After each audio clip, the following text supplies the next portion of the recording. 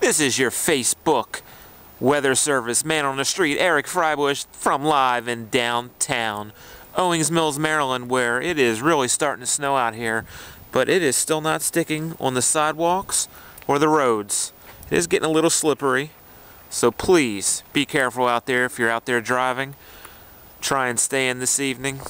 Order a pizza, order a sub. Stay in. Keep everyone safe. As you can see, the snow is starting to stick to the streets here. Looks like we're going to have a big one, folks. Stay tuned live.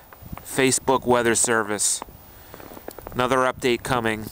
6 o'clock p.m. Eastern.